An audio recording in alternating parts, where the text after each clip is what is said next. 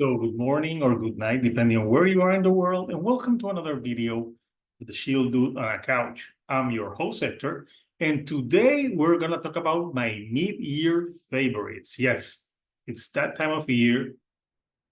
Almost half the year has gone by, and a lot of fucking music has come out. So, in no particular order, I'm gonna talk about 15 albums that, for me, have stand out more in the last 6.5 months or to 7 months that we had music. So yeah, it's been a great year, and there's still a lot of great music to come out. So yeah, we're gonna talk about albums that I really enjoyed, and uh, and everything in between. So of course, I want to know from you, cultures. Comment down below of what are your favorite tracks and albums of this year because I want to know. So let's start with the album, an album that I think is really great. So I'm gonna show my Spotify because I'm lazy and I'm not going to be like spending 4 hours editing for for you guys. So yeah, the album that I'm talking about, the band is Oh Hiroshima, and they put an album this year that is called All Things Shining. So this is the album. It's got 8 tracks, 43 minutes in length. And this is a band that I recently interviewed on the channel. This album came out just like a month and a half ago. And this is great post-rock, great instrumentation. I really like the vocals that Jacob has on this record. It's a really beautiful album. It has some great tracks. To me, the standout tracks is Wild Ares, Holiness Movement, Secret Youth, and Deluxe. Just great tracks all around. If you like post rock, I think this is a album you shouldn't sleep on. I remember in the album review, I compared some of the music to Fries. And yeah, it's a great rock album, some great stuff in it. So yeah, do not sleep on this record. So coming up next, we have a band that I just discovered this year, and I didn't know they existed. They're called Red Temple Parade. I also interviewed them on the channel, and the album is called Can It Get Any Worse? So it's 11 songs, 36 minutes in length, and this is the type of band that really sounds like 90s style. Some great tracks on it. I would recommend, if you listen to this album, to listen to Before the Bombs Go Off, Heaven Like You, and I would say the other one, because I think every track is great, I would say Down the Drain, and also Check the Kids. Just great tracks. Uh, I really like that this album really sounds so much like the 90s. Even the album cover is very 90s. It's a very accessible record. Most of the songs deal with love and lack of love. But yeah, great guitar tone to it. And I think this is one of those bands that a lot of people may not know they exist, but I truly recommend that you listen to this album if you like 90s type of music. So the album that I'm going to talk about now, I actually have it on CD because the band sent it to me. It's Scooped Up with the Runs. So this is great pop punk. If you like Blink 182, especially the old school Blink 182, if you like humor, you will enjoy this record. I also interviewed this band on the channel. So this album, my favorite tracks are Reruns, Dyslexic, Joyride, Shoelace. It's just 14 tracks, like 28 minutes of pure fun. And the humor, you can see the humor, you can see this dude shit himself. So the humor on this record is so great. I really recommend this to anyone who likes that humorous pop punk from the 90s. So yeah, great record. So the next record that I'm going to talk about, it's a band, that a lot of people know. It's not this band, of course. We already talked about them, but it's a band that, can get a lot of shit on. It's Bring Me the Horizon. And their last album, which came out like a month and a half ago, it's an album that, yeah, it's pretty interesting. Here is Posthuman Next Generation. This is an album that took a little bit of while to come out because, you know, they had Jordan Fish left the band and they went back and redid a lot of stuff. And there's some tracks that have been out a long time. So when this was coming out, I was thinking, yeah, I don't know if this is going to be that good or if I'm going to be disappointed. But you know what? I think Bring Me the Horizon is a better band now than when they were straight up deathcore. I really like the poppiness and the electronics used on this record. I think they're a band that they took the mantle out of Linkin Park now that Linkin Park is not around. And yeah, this is commercial music, of course. And Bring Me the Horizon, a lot of people might hate them because they're like, oh no, it sounds too compressed, too overproduced. And yes, this album can be very overproduced at times, but it's so great. Songs like Utopia, Kool-Aid, a Limousine that I remember some people saying that it sounded a little bit like the Deftones. And at first I didn't hear it, but then I was listening to the track more. I'm like, yeah, I can see some comparisons, but not true Deftones. It has some there, but I still think it sounds like Bring Me the Horizon. I think Lost is a great pop rock track. It's just so earwormy. I love Strangers as well. You know, they do that poppiness really good. But I think the standout track is Amen. Amen just goes hard. And yeah, there's a concept to this record. There's things on this record that I would take away, like the interludes. Sometimes I don't think they're needed, but nonetheless, I think this is a great album by Bring Me the Horizon, and one that you should not sleep on because it's that great. So the next band I'm going to talk about just put out an album last week, and I talked about them, and it's Pia Mater. They're a band from Brazil, and they play progressive death metal. And the album is called Under the Shadow of a Foreign Song. It's 6 songs, 50 minutes, and this album is just beautiful and aggressive at times. But, you know, a great album, like they mix traditional Brazilian music on some tracks like Canicula. Infringes is amazing. Fallow Garden. I think this album as a whole is great. It's an album that you need to listen from front to back, and it really has that great sound. I think this is a band that is put out one of the best progressive like death metal records this year. That's why I have it here. I gotta talk about this band. You know, it's an amazing band. I also interviewed them on the channel. And no, just because I interview you on the channel, it doesn't mean that your album will be in my top, you know? Just to put it out there, just the people in the comments, I'm preempting your comments before you're like, oh, you're just gonna put the bands that you interview. No, sir. Because this next band, I didn't interview them. I wish I had, because I think they're great. They're called Alcest. They're from France, and they play what they call black gaze. And their last album is Les Chants de l'Aurore. It's 7 songs, 43 minutes in length. And this is an album that you can put on and just like let the music take you on a journey and relax.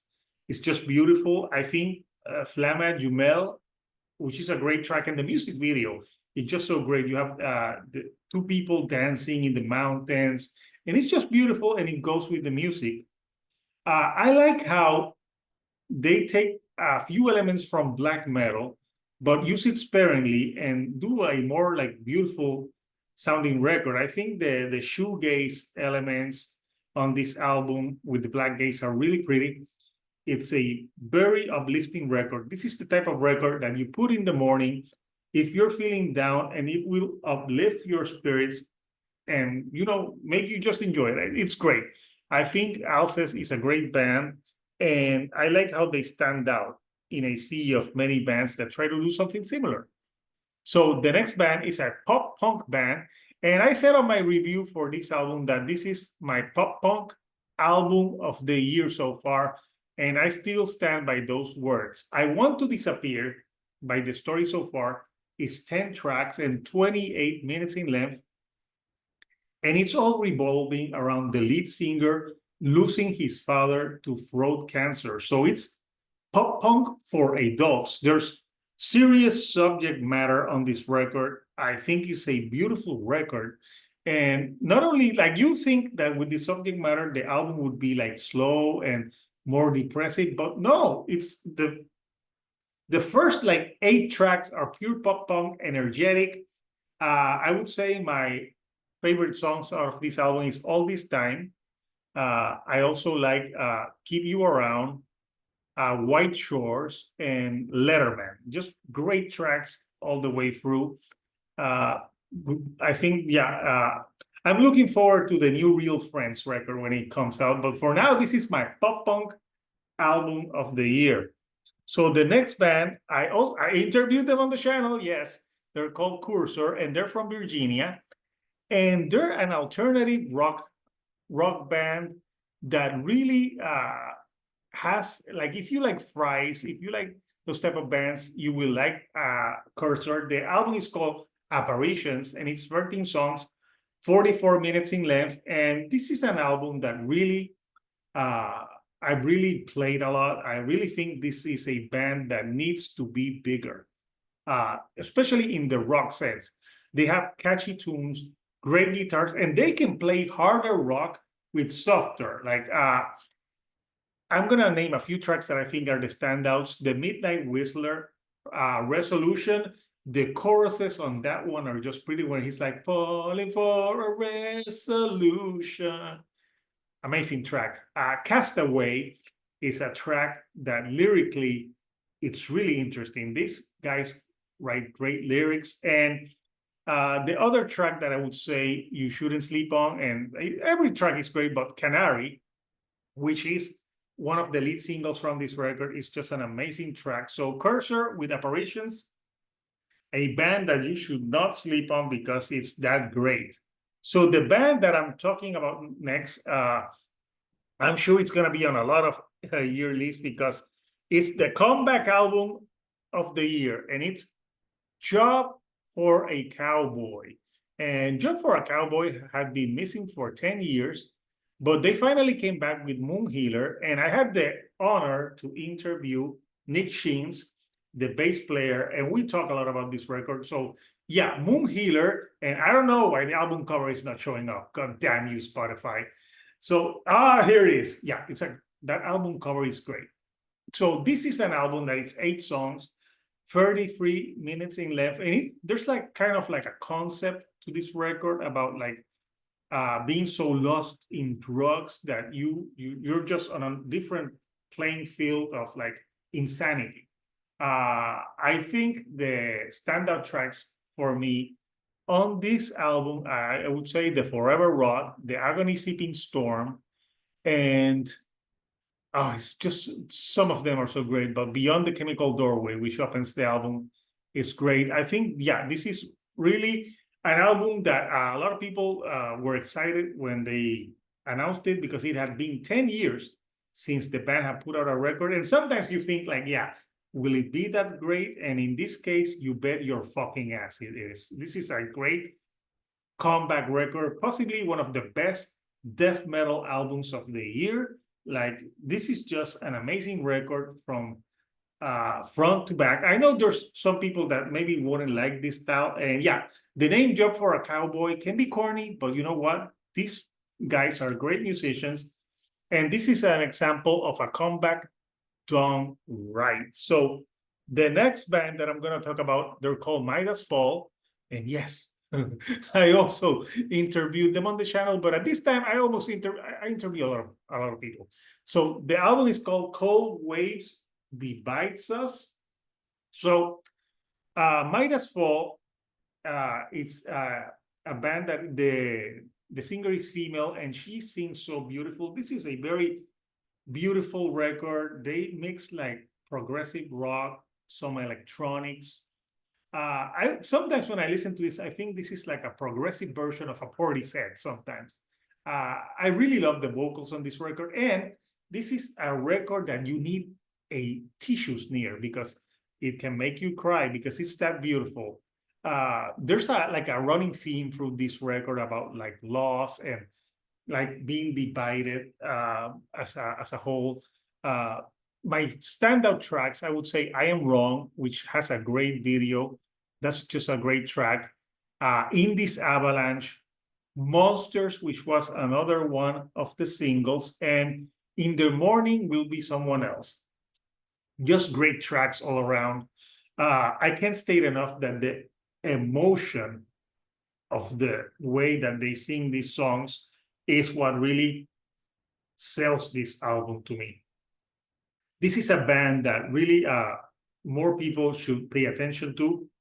They're putting out great music, and this is an album that you should not sleep on. So if you haven't, please listen to Cold Waves Divide Us. I would say watch the music video for I Am Wrong, which has an interpretive dance in the video. It's a great video, and really enjoyed that one. So if you haven't seen that music video, I would recommend for you to watch that music video so you can know what the band is all about. So moving on, I'm talking about Chelsea Wolfe. And I've been a fan of Chelsea Wolfe for a while now. I like that she can mix like folk music with electronic music, some rock and metal. But this is an album that is more like in the trip hop element to it. It's very more electronic and danceable, and it's called She Reaches Out to She Reaches Out to She. It's a mouthful. It's 10 songs, 42 minutes in length. And this is the type of record that if you want to have like a lounge vibe, you can put it on. It's great. Chelsea's vocals are great as ever. They have like very haunting tracks on this record. And my favorite tracks, I would say, I love Total Lights, House of Self-Undoing, Whispers in the Echo Chamber. And I would say it's just so many great tracks. But I would say that I like Dusk as an album closer. This is just a beautifully produced record. I think Chelsea Wolfe is so talented in what she does that I just love everything she does. The album before that was more folky, but I like that she uses those trip hop elements on this album and really makes it stand out. Yes, this is not a metal record by any stretch of the means, or even, I would say, rock, but I think Chelsea Wolfe has that appeal that even metalheads or people that like harder music can enjoy, because she's got some dark to her, and her lyrics are great, and the way she sings, I don't know, sometimes she reminds me of PJ Harvey from the 90s, but just a great record. So I have 4 more records that I want to talk about. And the next one is an album that has 2 versions, and it's Ishan. And Ishan, you may know him because he used to be the lead singer from Emperor. So he has, the album is self-titled, but he has an orchestral version and the normal version. And he mixes black metal with orchestral, like almost movie soundtrack music. Like sometimes you're listening to this and you think of like Hans Zimmer and other like John Williams. You think of like music from movies, like a score. And Ishan does it really well on this record.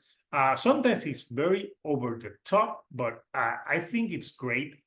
I like the use of black metal here and there, but I think the orchestration on this record is just amazing. And when I will listen to this record, I think I'm listening to a movie score. That's the way I listen to this record. I love Pilgrimage to Oblivion, Twice Born, and I would say A Taste of Ambrosia. Those are my standout tracks, but I think every track is great. Even the opener, the interludes that they use, they're not there just to be there. They play a part on this record that I think it's really great. So yeah, Isha, great record. So the next record, I actually own it. I bought it on vinyl, and it's a band that I've loved since the 90s, ever since they put out 10. So it's Pearl Jam with Dark Matter. And with Pearl Jam, sometimes I can be a fanboy, but their last record that they put out in 2020, I wasn't a huge fan of. I thought it was a weak record. Like, it started well, and then it lost me. They hit the snooze button. But on this record, yes, they were promising, like, we're going to do a return to form. This is going to be our most rocking record. So does it rock as hard as 10 or Versus? No. I think this is a more mature sounding record, but it's got some great rocking tracks. My standout tracks for me, I love Scared of Fear, React Respond is great, Dark Matter, but I think my favorite track is Wreckage. Wreckage is just such a beautiful track. They mix, it's a more acoustic, more ballady, but it's great. And Eddie Vedder sounds great on this record. I bought it on vinyl because like it's Pearl Jam, and they're one of my favorite bands growing up from the 90s. So I wanted to have it. It sounds great on vinyl. And I think I like the production on this record because it sounds modern, but it still sounds like Pearl Jam. This is an album that I reviewed over at Nick Sino's channel. So if you haven't watched that review, watch that review. But this is an album that has been continually growing on me. That's why I bought it on vinyl. And yeah, I think it's a great addition to Pearl Jam and a great return to form. So I have two more albums to discuss with you guys. And then, no, it's not Ishan because I already discussed this album, but the next band that I'm going to discuss is Metal Royalty. Like, I think if you don't know this band, you probably live under a rock. And I'm talking about Judas Priest. And Judas Priest has been on a roll the last few years because a few years ago they put out Firepower, which was a great record. But I have to say, Invincible Shield tops that record for me because I think even though Firepower was good, I think it was good, but I think on this one, they have a few experimentations of some of the songs, and it's just great. My standout tracks for me, I think Panic Attack, what a great way to open an album. Rob Halford sounds amazing at 81 or 82 years old. It's amazing how great he sounds. Like, there's an example, like when people say like, oh no, old people cannot rock anymore, or you're not gonna sound great. No, Rob Halford is proving you guys wrong. He's at the top of his game. This is amazing record. Yeah, it sounds very polished record, the production on it. But you know what? With Judas Priest, that's the type of production that I want. This is a record that I've been listening to a lot. And I gotta say, growing up, I was more of a fan of Iron Maiden. But I think Judas Priest have been putting out superior albums at this stage, late stage of their career than Iron Maiden. I also love Invisible Shield. It's great track. Trial by Fire, Giants in the Sky. It's even this because this is this where they have more songs, the expanded edition. This is a great record, and I think Judas Priest are at the top of their game. Sometimes I think the album is a little bit long, maybe a few trimming here and there, but I can't complain. So the last album that I'm going to talk about is actually Not Loose, which was a band that I gotta be honest, Couchers, I wasn't that into them before, but they turned me around with You Won't Go Before You're Supposed to. This is an amazing record. It's just 10 tracks, 27 minutes, but you could dismiss like, oh, they're just a hardcore band. And yeah, the vocals sometimes can be annoying, but I like the vocals because they work with this music. And I think this sounds like hardcore, but this sounds like the soundtrack to a like horror movie. I just love it. It's a deep record. Suffocate featuring Poppy. I gotta say, I'm not a huge fan of Poppy. Sometimes her vocals annoy me, but on this track, it's just an amazing track. And that when you hear that dun, dun, dun, dun, I'm telling you, you can basically dance to that track. It's like the most hardcore reggaeton track ever. Like you can dance to Suffocate. It's a great track. I also like the tracks Take Me Home, Don't Reach Out for Me, The Calm That Keeps You Awake, and Blinding Faith. But this is an album that has no fillers. It's all killer. And I like how gloomy it is and like how Not Loose are so popular playing the most abrasive style of music. Like they are right now so popular, and this is not a commercial record at all. This is a very extreme sounding record in your face. This is not easy listening.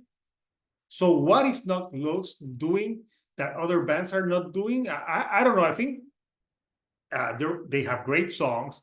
They sound tight as fuck on this record. And I gotta say, I'm a believer now. I didn't used to be that much of a fan, but they have won me over with this record. So yeah, those are some of my mid-year favorites. There's some other records that I enjoyed, but I wanted to just talk about 15 records.